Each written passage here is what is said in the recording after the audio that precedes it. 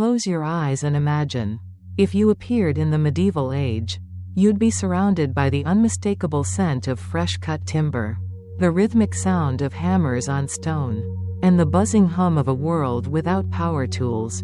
There are no electric drills to speed up the process. Every stone has been meticulously shaped by hand. Every beam carved with precision. As you walk around the bustling construction site, you notice the vastness of it all. Towering structures, immense cathedrals, and fortresses, each piece of stone carried one by one, hoisted into place with the help of ropes, pulleys, and sheer human strength. The sheer scale of these buildings, without the convenience of modern machines, might seem impossible. But the medieval builders didn't know what we know about power tools or modern machinery. They simply knew how to make their hands work and how to make their tools work for them. You might feel a bit overwhelmed. How on earth did they do it? Well, you probably wouldn't survive a construction day in this world, let's be honest.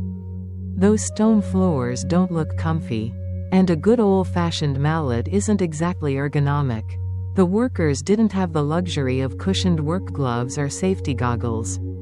So before you get cozy, take a moment to like the video and subscribe, only if you genuinely enjoy what I'm doing. And while you're at it, why not leave a comment with your location and the time? I'd love to know when and where you're tuning in from. Now turn off the lights. Switch on a small fan for background noise. And let's begin our nighttime journey. We're diving into a time when medieval builders, equipped with nothing but their hands and a few simple tools, created some of the most magnificent structures in history. You'd never guess that this seemingly impossible feat was accomplished without the high-tech cranes, lasers, and power drills we take for granted today. These builders didn't have any of that. And yet, they laid down stone after stone, brick after brick, shaping history with their sheer will and skill. But first, let's rewind a little and step into the medieval mindset. Medieval builders weren't just constructing buildings, they were crafting symbols, icons of faith, power, and legacy. Picture it. You stand amidst the site of an emerging cathedral or castle, watching the laborers pore over their work with an intensity that goes beyond mere practicality. These structures weren't just meant to house kings or worshippers, they were meant to endure the centuries. To stand as proof of a godly design, a king's power, or a community's wealth. Every brick, every piece of stone was imbued with meaning, and every builder carried the weight of their project's significance. The builders understood the magnitude of their task. In fact, they sometimes took decades, even centuries, to complete their vision. For example, the construction of Notre Dame de Paris began in 1163 and wasn't completed until 1345, nearly 200 years of human effort. Across several generations, can you imagine working on a single project for your entire life, with the knowledge that you might never see it finished? In those years, you wouldn't just build with bricks and mortar, you'd build with faith. Builders would pray for divine guidance, often believing that their labor was a holy service. To them, their creations weren't just places to live or worship, they were temples to a higher calling, shaped by hands that believed they were guided by something greater than mere skill. One intriguing detail: there was a sense of mystery surrounding the building process. Often, the exact plans and techniques used to construct these grand monuments were passed down orally, from master builder to apprentice. Some medieval builders were even sworn to secrecy, bound by oaths to keep their methods and designs confidential. This created an aura of mystique around the construction process. You can almost picture the apprentices sneaking away after a long day, trying to decipher the secret techniques passed down in hushed tones. Historians still argue whether these secrets were passed down as part of a formal guild structure or simply as informal, family-based knowledge. Either way, these secrets became part of the allure of medieval construction. As you stand on the construction site of a cathedral, you feel the intense purpose of the workers around you. each one playing their part in a grand story. You realize that medieval building wasn't just about stacking stones, it was a test of faith, a test of endurance, and, above all, a test of collective willpower. Now, let's talk about the real unsung heroes of medieval construction, the stone cutters. Without modern machinery, these craftsmen were the ones who transformed rough stones into intricate, geometric works of art, often at heights where a slip could send you plummeting to your death. So how did they do it? Well, it wasn't with fancy diamond saws or laser cutters. They used simple tools, chisels, hammers, and a ton of patience. The process was slow, deliberate, and incredibly dangerous. Imagine the scene. You're standing in the middle of a bustling quarry, with massive slabs of stone waiting to be shaped into columns, arches, and intricate carvings. The stone workers carefully select each piece, assessing it for flaws. Then, with a steady hand, they begin the painstaking process of chipping away at the stone, shaping it piece by piece. It's almost as if the stone itself is guiding the worker's hand. Some workers even used water, making their tools cool off so the stone would crack along certain lines, reducing the effort required. The rest was muscle, skill, and a sharp eye for detail. If a stone cutter made a mistake, well, they'd have to start all over again, which meant days, if not weeks, of labor wasted. The tools they used weren't anything like what you'd expect in a modern workshop. They had a hammer, chisel, and other rudimentary tools, and with those, they turned raw stone into precise, angled cuts and detailed carvings. Sometimes, a stone would be too hard to cut cleanly, and the worker would need to adjust their approach. One popular technique involved the use of pointing machines, devices that allowed workers to scale a design from a small model to a full-size stone. This required a steady hand and an eye for precision, as the stone had to match the design exactly. It's remarkable to think that, with such simple equipment, builders could create elaborate reliefs and sculptures that still stand today in many European cathedrals and castles. You might wonder, didn't medieval builders have to make do with whatever stone they could find? Surprisingly, they were picky about the material. Quarries were carefully selected, and the best stones were used for the most visible parts of the building. For instance, the finest limestone or marble was reserved for the intricate details of a building, while rougher stones were used for the foundations or walls. But here's the kicker. Medieval builders didn't always work with the smoothest or most uniform stone. Instead, they worked with what they had, adjusting their techniques to the material at hand. Sometimes, they used a technique called scaffolding, which involved using a heavy tool to break up rough stones into more manageable shapes. And sometimes, they had to use smaller stones, filling in the gaps between the larger pieces with mortar. This wasn't just about beauty, it was about durability. You see, these buildings had to stand the test of time, and that meant every stone had to fit just right. One of the more fascinating aspects of medieval stonework was the sheer size and weight of the stones themselves. Imagine the strength it must have taken to lift and position these behemoths. Some weighing several tons, you'd probably be sore after lifting just one of them, right? But this was a daily reality for these workers. To transport such massive stones, they used sledges, carts, and, wait for it, human muscle. Yes, without modern cranes or forklifts. People carried and dragged these stones across long distances, relying on brute strength, pulley systems, and the occasional ox or horse to help with the heavy lifting. And the process didn't stop there. The stones had to be moved from the quarry, shaped, and transported to the building site. You might picture a huge stack of rough-hewn stones just waiting to be turned into something grand. It's almost like the stones themselves were waiting to fulfill their purpose. And only the hands of the workers could reveal their destiny. Historians still argue whether medieval stoneworkers used pre-carved templates or relied solely on their craftsmanship. Some believe that certain tools, like templates or guides, were used to ensure consistency, while others argue that the builders worked without any fixed plans, relying purely on their intuition.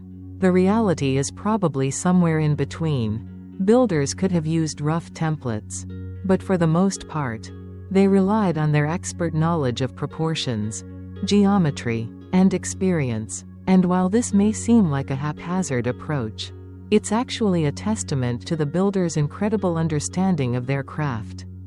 They didn't need fancy tools or modern techniques. Their knowledge and skill allowed them to create complex, durable buildings.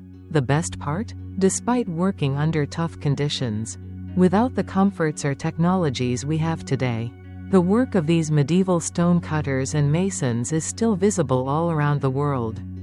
From the grand cathedrals of Europe to the mighty castles of the British Isles, their craft has withstood centuries of wear and tear.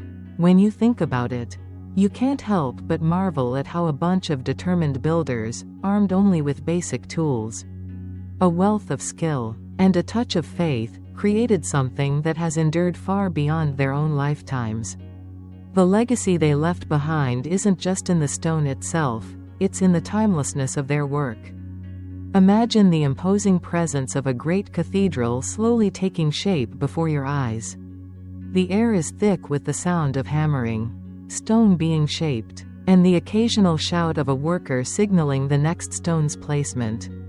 But it's not just the craftsmanship that strikes you, it's the scale of the effort. These were not quick projects.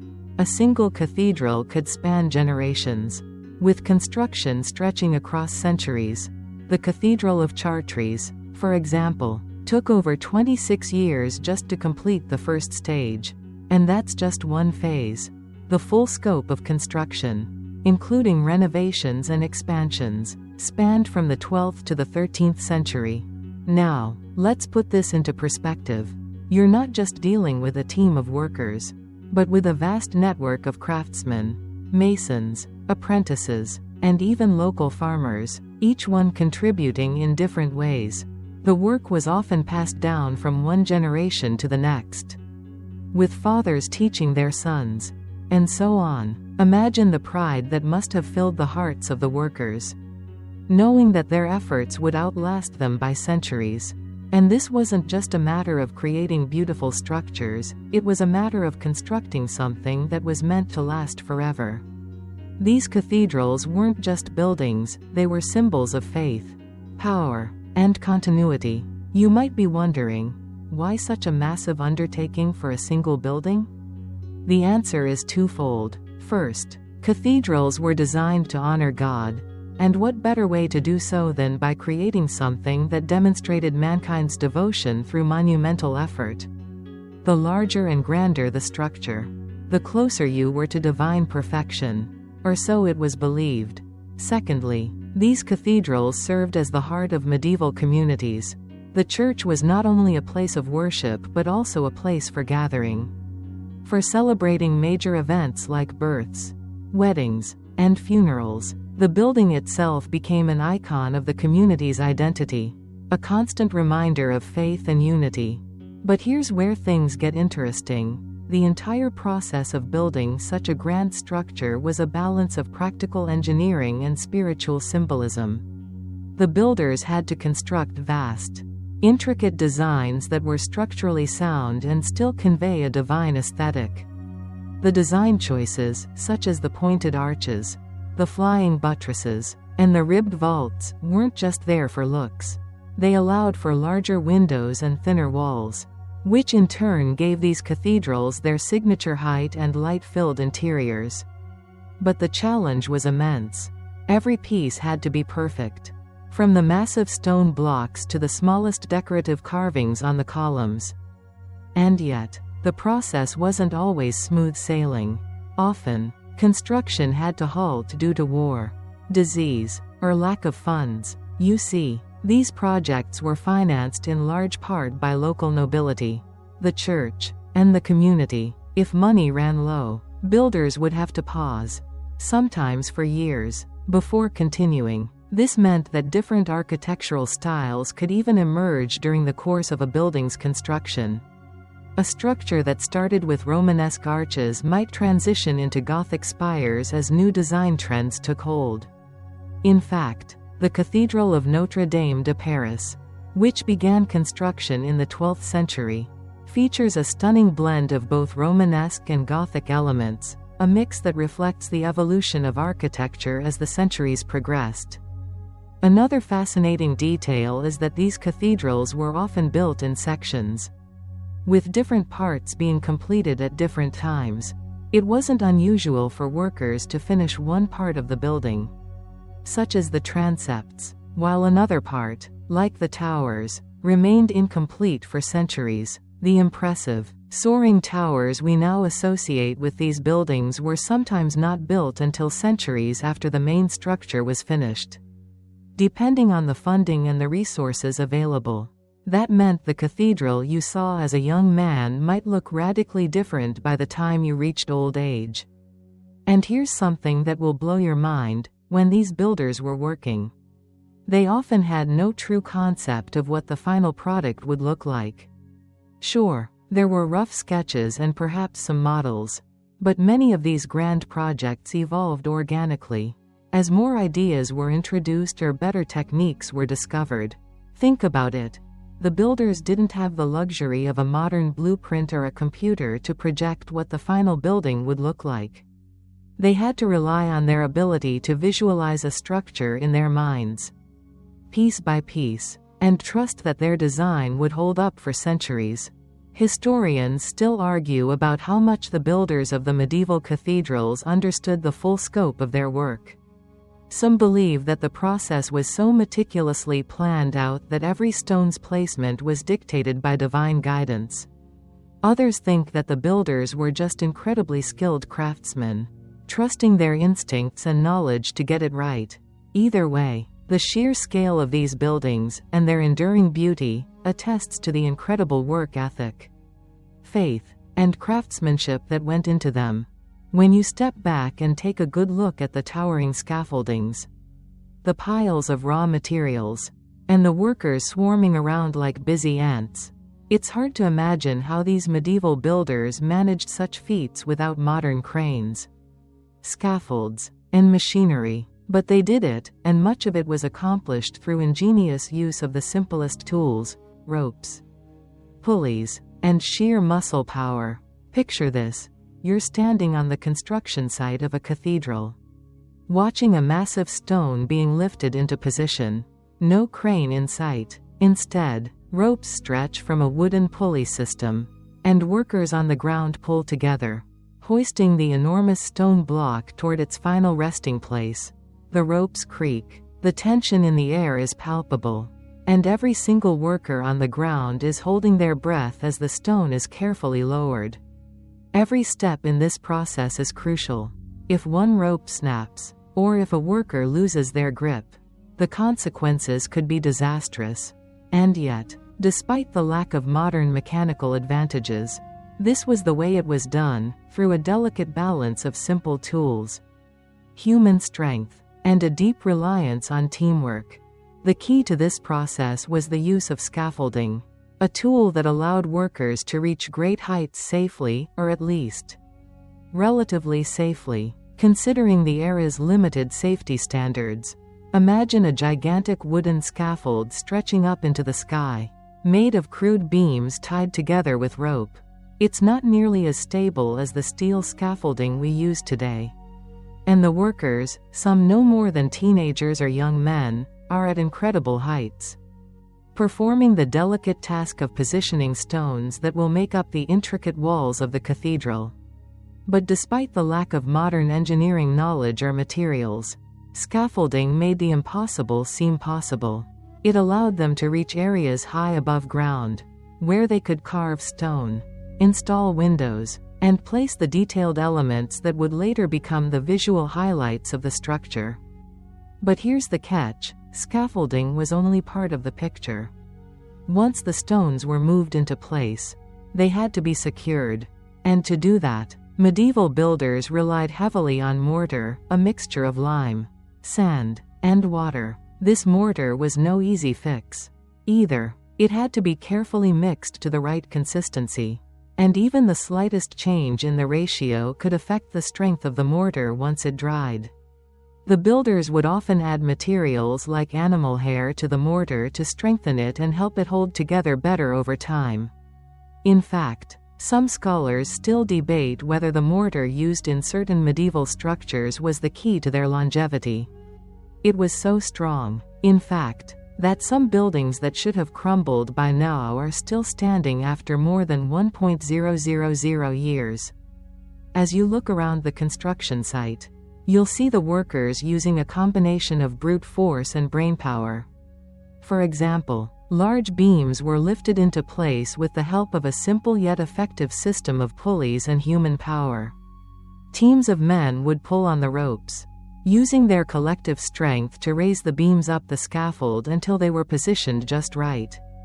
And those ropes? They weren't just any ropes. They had to be carefully constructed from thick fibers, twisted together to form sturdy, reliable ropes that could hold massive weight.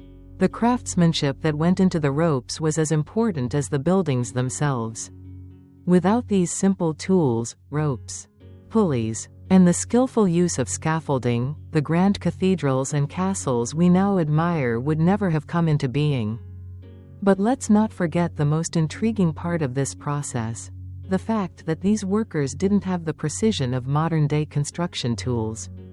When the medieval builders were constructing arches, vaults, and columns, they didn't have laser measurements or 3D modeling software to ensure exact placement.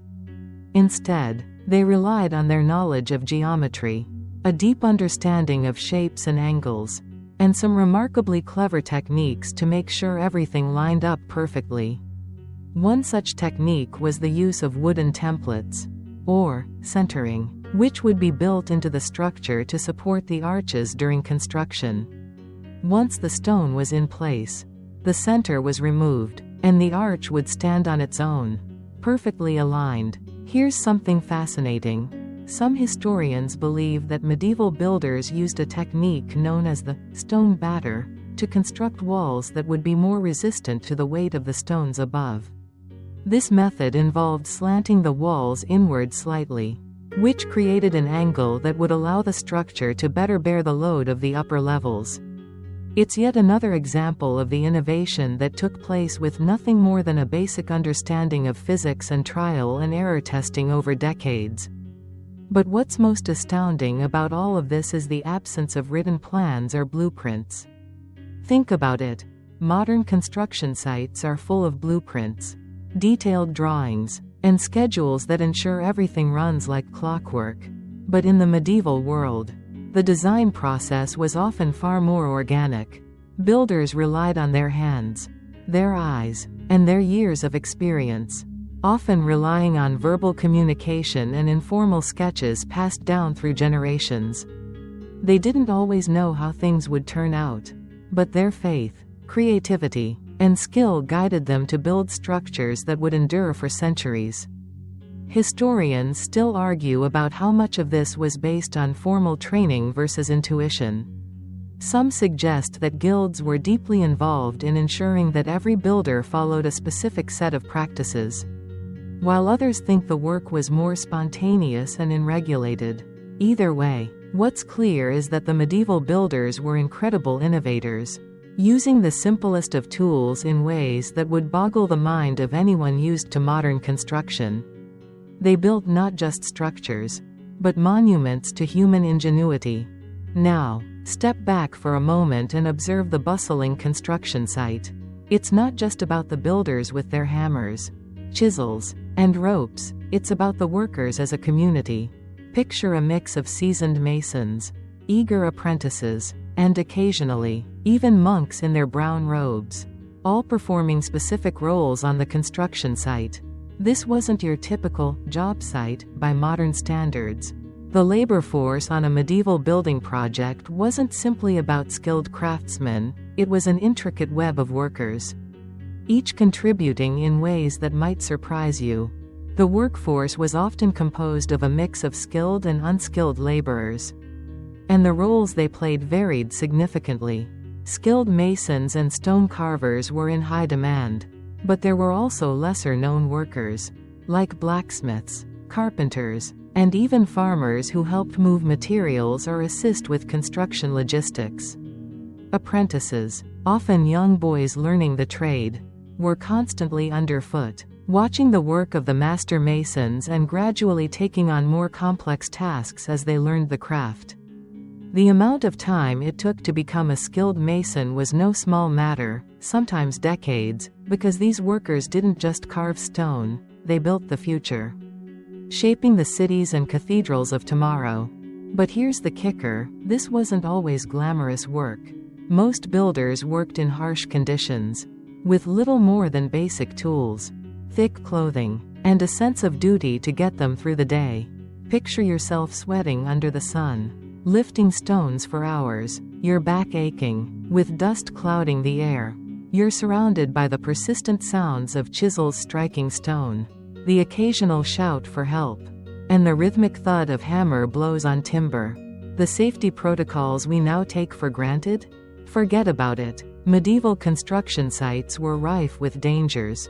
High scaffolding, sharp tools, and the sheer weight of the stones meant accidents were common, and survival was far from guaranteed. But despite the grueling nature of the work, there was a sense of community that kept everyone going. Builders were often treated as part of something greater than just a job, they were part of a spiritual and social endeavor. Many projects were funded by the church, and as a result, workers often found themselves not only building a physical structure but also creating a sacred space. That sense of higher purpose would have been deeply embedded in their work. It wasn't just about the paycheck, though there was some money involved. It was about the pride of being part of something that would last long after you were gone. And let's be honest, it probably didn't hurt that many workers, like the stonemasons, formed tight-knit guilds, allowing them a little social leverage and security within their communities. There's an interesting debate among historians about the role of religious workers in these grand projects. Did monks actually do the work? Well, yes and no. While it wasn't uncommon to see monks working on the construction of churches or cathedrals, their involvement wasn't always hands-on. Instead, monks might have served in a more administrative or advisory capacity, overseeing design, ensuring that every stone and arch symbolized something holy or significant. Monasteries, which often had more resources than local towns, played key roles in funding construction and providing labor. Some monks, however, took a much more hands-on approach, helping to carve intricate designs or contributing to the planning stages of the building. There's even evidence to suggest that some monks were deeply involved in preserving ancient construction techniques, treating architecture itself as a divine art. Despite the dedication of workers, medieval construction wasn't without its challenges. The work was physically demanding, the hours long, and the days often endless. Medieval workers had to deal with unpredictable weather, and, unlike modern construction sites, they didn't have machinery to protect them from the elements. When rain poured, or the snow piled up, the workers had to stop, waiting for the weather to clear. And yet, they kept coming back. The idea that the cathedral, the castle, the bridge, or the tower would one day be finished, despite the uncertainty of when, was enough to keep them moving. The workers weren't alone, either. The project would have been overseen by master builders, whose job was to make sure that everything was constructed to perfection.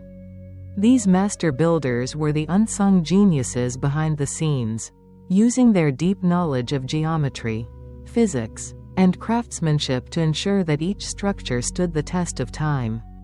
Sometimes, these master builders were like celebrity architects, held in high regard for their skill, experience, and ability to take on monumental projects. They often worked with minimal resources and little to no modern technology, yet managed to design buildings that still awe us today. One quirky detail you might not expect: there's evidence to suggest that these builders were highly superstitious. Many believed that the spirits of previous builders, those who'd passed on during construction, would watch over the work. In some cases, it was common to perform ritualistic ceremonies or sacrifices to ensure the building would be blessed with success. Whether it was a prayer to Saint Barbara, the patron saint of architects, or the inclusion of a secret symbol carved into the stonework for good luck. These builders often looked for ways to protect themselves from misfortune. Historians still argue whether these rituals were a sign of genuine belief or a way to cope with the overwhelming uncertainty of such monumental projects. One thing is certain, though: the building of medieval structures was no small feat. It required incredible effort, a unique blend of creativity and practicality, and, most importantly, a united workforce working toward a common goal, creating something that would outlast them all. You might be wondering, how on earth did medieval builders manage to construct massive castles and cathedrals without modern blueprints or even a clear, organized plan in place? It seems almost unthinkable that these monumental structures were built with no more than rough sketches, verbal instructions, and what seemed like a high degree of faith. But that's exactly how it happened. Picture yourself on a construction site, surrounded by stone walls and wooden scaffolding, and no printed plans to be found. The process was far from what we would think of as organized today. Medieval builders relied heavily on memory and personal skill, passing down knowledge and instructions from master to apprentice. When a master builder began a new project, they would typically outline the general concept and the broadest details. The workers, each skilled in their specific trade, would then carry out their tasks based on what they had learned over years of experience. The role of the architect, in the modern sense, didn't truly exist. Builders often learned through apprenticeships, starting as young boys and working their way up. By the time they became master builders, they had already spent decades honing their craft. But here's where things get intriguing. While many medieval builders worked with only a rough concept of the final result, they didn't necessarily work in total isolation. Some construction sites had models, perhaps wooden or stone versions, showing the basic outline of a building. These models were often placed in a prominent spot, acting as a constant visual reminder of the project's purpose. But those models weren't precise, detailed blueprints. Instead, they were broad representations of the building's essential form. Builders would then use those as rough guides, trusting their skill and the guidance of the master builder to fill in the blanks. Historians still argue whether this method of working, without the detailed, step-by-step blueprints we use today, was a sign of true genius or simply a product of necessity. Some suggest that the lack of clear plans made medieval buildings prone to mistakes, while others believe the process allowed for more creative freedom and flexibility. In fact, many of the world's most famous structures were built in phases, with each generation of builders adapting and improving the design as they went. The cathedrals of Europe, for example, often experienced significant changes in design as different architects took over the centuries. The result? A blend of architectural styles that was both organic and unexpected. Consider the iconic Notre Dame Cathedral in Paris. When construction began in the 12th century, the initial design was meant to be Romanesque, with rounded arches and heavy, thick walls. But by the time the cathedral was completed in the 14th century, it had evolved into one of the finest examples of Gothic architecture. Pointed arches, ribbed vaults, and flying buttresses, techniques that were considered radical at the time, had transformed the structure.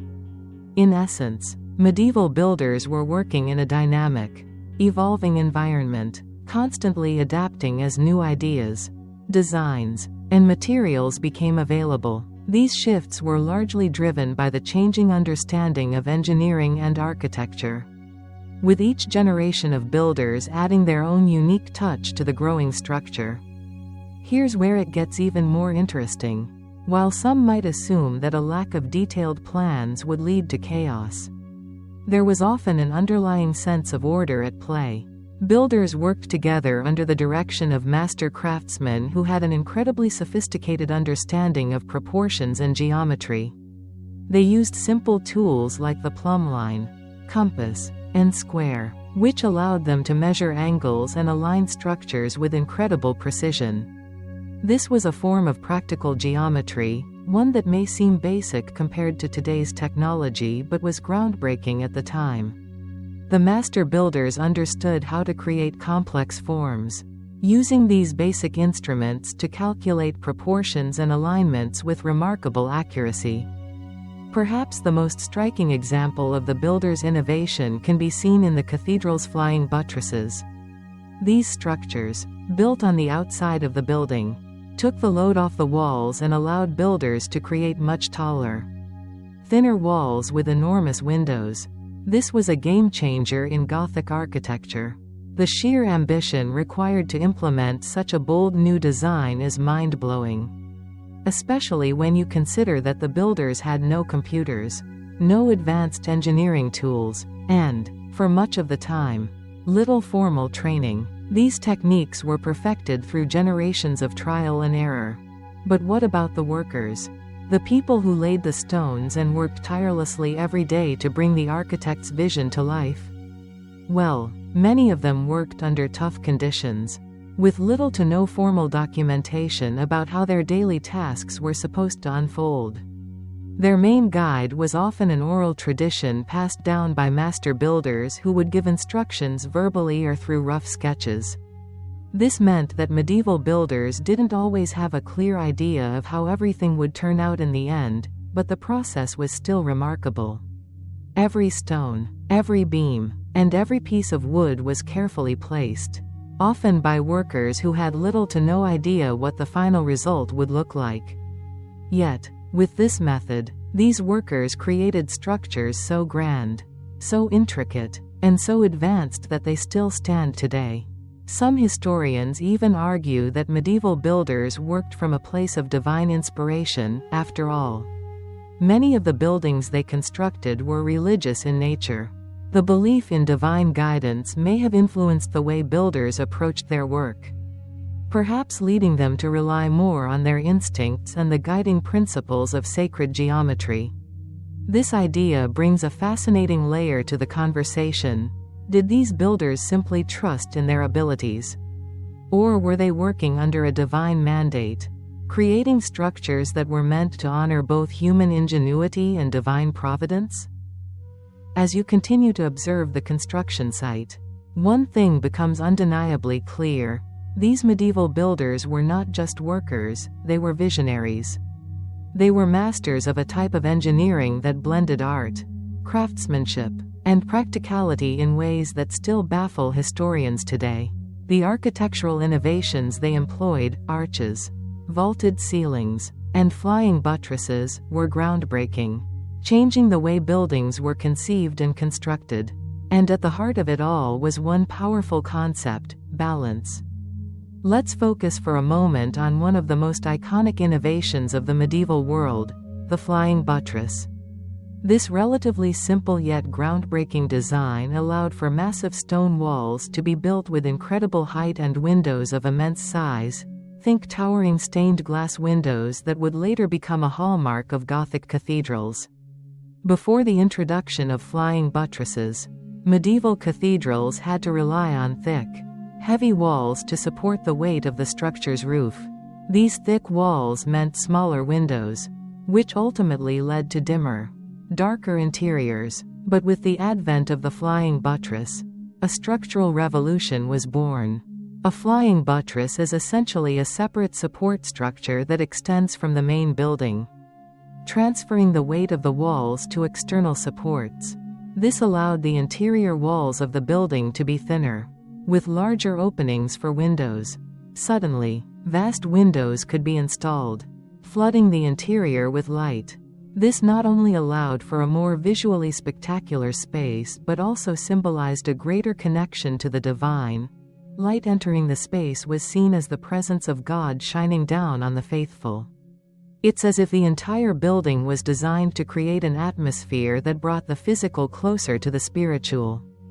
The use of arches and ribbed vaulting followed a similar pattern. These innovations were essential for supporting the massive weight of the cathedral's roofs, while still allowing for the vertical height that the builders so desired.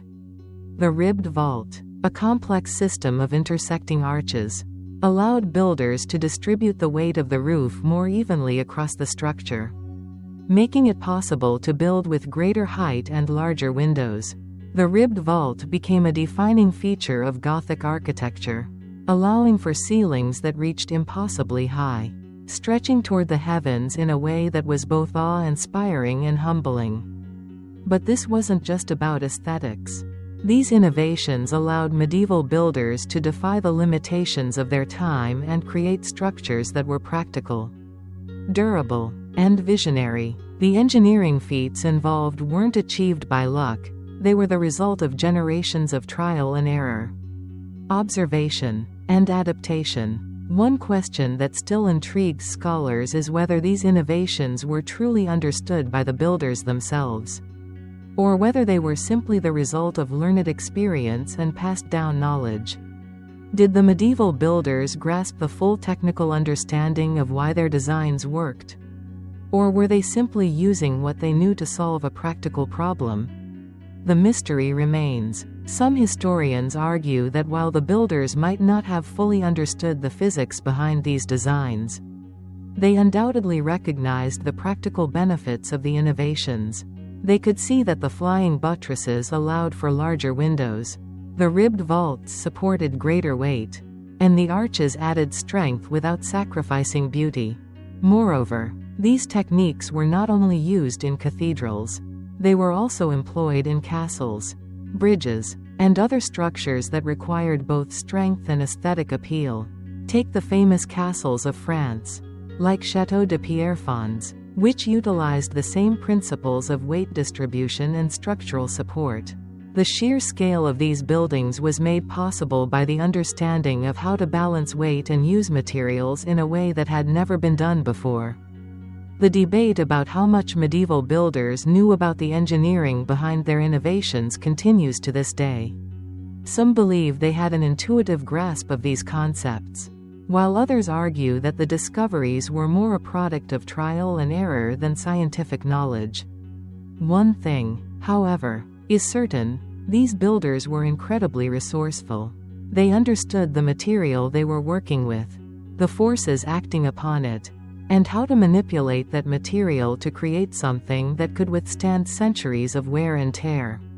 The fact that many of these buildings are still standing today is a testament to the brilliance of their designs. Even more interesting, though, is the idea that the medieval builders may have viewed their work as more than just an engineering task. They likely saw their innovations as a form of artistic expression, architecture as a means of glorifying God and creating spaces that inspired awe. There's something deeply spiritual about the soaring arches, the intricate stone carvings, and the light-filled windows of a cathedral. These were not just buildings, they were works of divine art, meant to elevate the soul and connect the earthly realm with the heavens. Historians still argue whether these builders were driven solely by religious devotion or whether other motivations, such as prestige, wealth, or the desire to leave a lasting legacy, played a role. Regardless, the result of their efforts is undeniable. The medieval period left behind a legacy of architectural wonders that have influenced everything from modern skyscrapers to public monuments. Ultimately, the flying buttresses, ribbed vaults, and other innovations were not just about engineering, they were about creating something that would transcend time. A structure that would endure and inspire. And that's precisely what the medieval builders did. They created monuments that still stand as symbols of human ingenuity and the ability to overcome the limits of their time. Amid all the grand engineering feats and stunning designs, There's something else going on in the world of medieval builders that's equally as intriguing: their hidden tools and techniques, many of which remain something of a mystery today. These medieval craftsmen were anything but simple laborers. They were full of secrets, tricks of the trade, obscure methods, and even some downright quirky solutions to problems that, in some cases, still leave historians scratching their heads. Let's start with the mortar. While we might think of it today as just the stuff that holds bricks together, the medieval masons had their own secret recipes for mortar that were so resilient they could withstand centuries of weathering. The mortar they used in many of their buildings was incredibly strong, so much so that some modern engineers believe it was far superior to anything we use today. They didn't just mix lime, sand, and water. Some masons added horsehair or animal bones to the mix to help bind the materials together. But here's where it gets even stranger. It's thought that certain builders may have even used secret recipes passed down through generations. Things like ground-up oyster shells, specific kinds of ash, or even blood. These ingredients helped create mortar that set slowly but became incredibly strong once hardened. Now, I know what you're thinking: blood? Seriously? Yes, seriously. While there's no clear evidence that blood was used regularly in mortar, there are historical records that mention such practices. The theory is that blood helped make the mortar more flexible, allowing it to handle shifts in temperature or humidity better. Historians still argue about the actual composition of medieval mortar. But one thing is for sure: those builders knew exactly what they were doing. Some of the cathedrals and castles they constructed still stand today, and some modern experts have even studied these old structures to try to replicate the incredible durability of their mortar. It's like they were using secret, ancient formulas that have been lost to time. But that's not the only trick they had up their sleeves. In fact, some builders had an almost magical belief in the materials they used. The use of animal dung as a form of sunscreen for workers is one of the quirkiest, most little-known details about medieval construction. Picture it: you're a medieval mason, laboring for hours under the hot sun, carving stone or hoisting heavy blocks. What do you do to protect yourself from the burning rays? You slap on some animal dung. Yes, it was common for workers to use cow, horse, or other animal excrement as a sort of protective layer on their skin to block the sun's rays.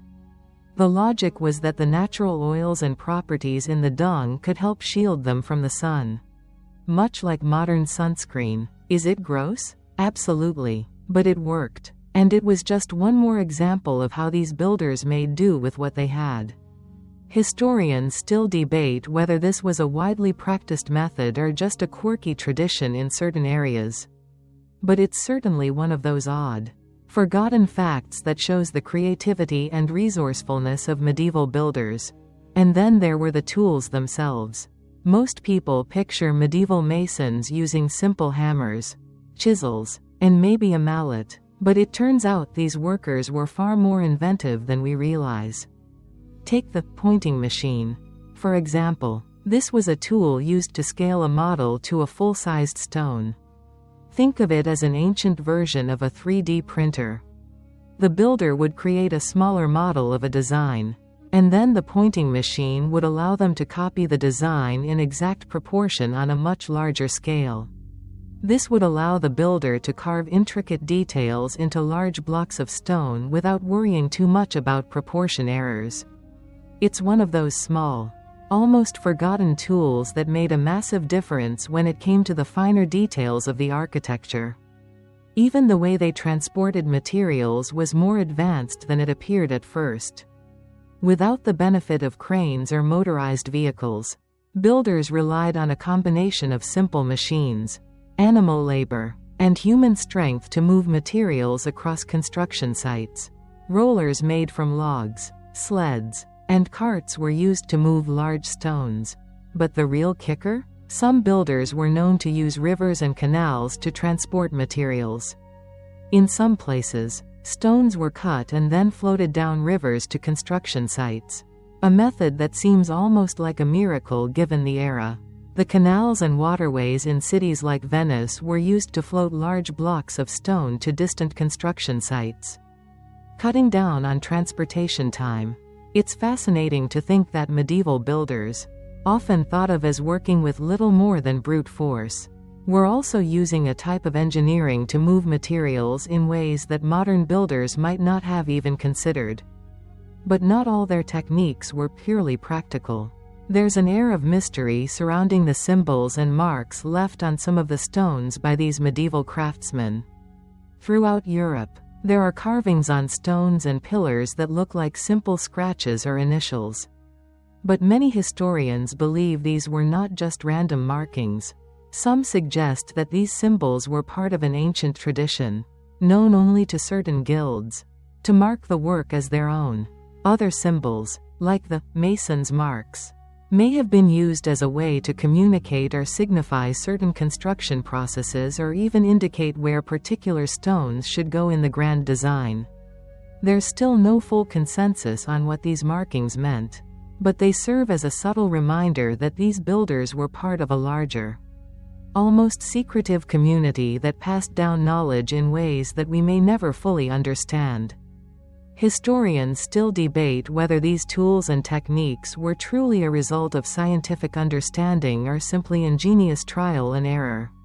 Some argue that medieval builders didn't have the knowledge or formal education we might expect, while others suggest that these workers had an intuitive grasp of materials, physics, and geometry that modern engineers might envy.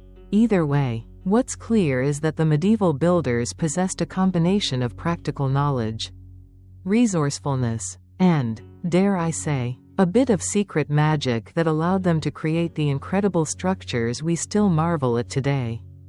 As you stand before a completed medieval cathedral or castle, the weight of the centuries comes crashing down upon you. These buildings are more than just stone and mortar, they are symbols of human persistence, ambition, and ingenuity. But despite the absence of modern technology, the medieval builders managed to craft structures that not only lasted but thrived. Their buildings have withstood wars, fires, weather, and the relentless passage of time. So, how did they do it? What lessons can we take from their work? First, it's crucial to understand the mindset of the medieval builder. They didn't have the benefit of computers, CAD designs, or materials science. They built with what they had: stone, wood, and metal, and with the knowledge passed down from generation to generation. The medieval world was incredibly resourceful, and these builders were masters of making do with what was available. They understood the land they were working with and knew how to manipulate their materials to create lasting strength. One key factor in the longevity of medieval buildings is the quality of the materials they used. Take stone, for example. Medieval builders were experts in sourcing and selecting stone that would stand the test of time. They often chose limestone, granite, or marble, which have proven to be incredibly durable. In fact, some buildings, such as the ancient Roman aqueducts, still stand because of the skill with which they were built and the quality of materials used. Similarly, medieval masons didn't just pick any stone off the ground. They knew exactly which stones would best hold their shape under pressure and which would weather best under the elements.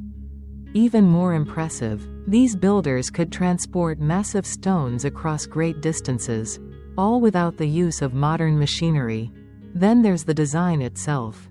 The flying buttress, ribbed vaults, and pointed arches were not just functional but worked together to create structures of unimaginable height and grace.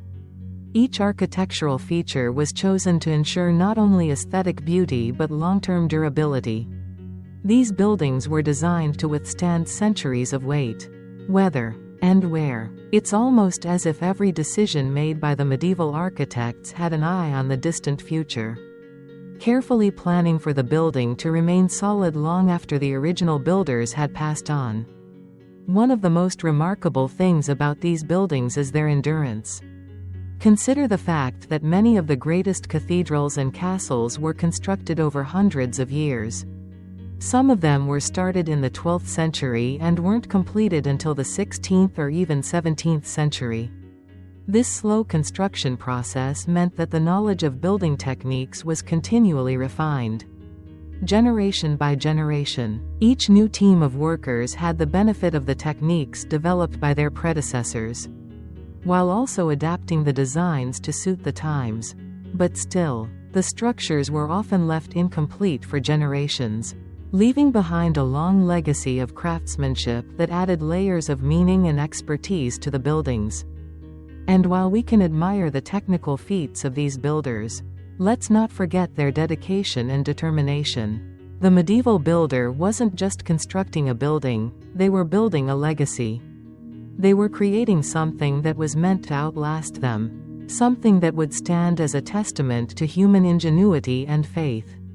In an era where life expectancy was low, many of these builders never saw the end of the projects they worked on.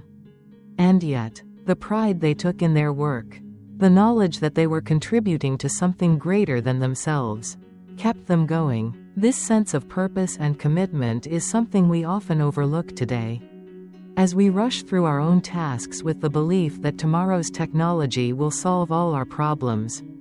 But the medieval builders didn't have that luxury. They had only their hands, their tools, and their knowledge, and with these, they built the foundations for a legacy that we still admire today. Interestingly, these structures have taught us far more than just how to build. They have also taught us how to preserve. The lessons we've learned from medieval architecture and engineering have influenced modern construction techniques, teaching us how to create buildings that last and endure. As we face challenges in today's world, from climate change to economic pressures, the medieval structures stand as proof that thoughtful design, resourcefulness, and craftsmanship can transcend time. Just as the medieval builders created structures that weathered centuries of trials, so too can we learn to build a future that is resilient and strong.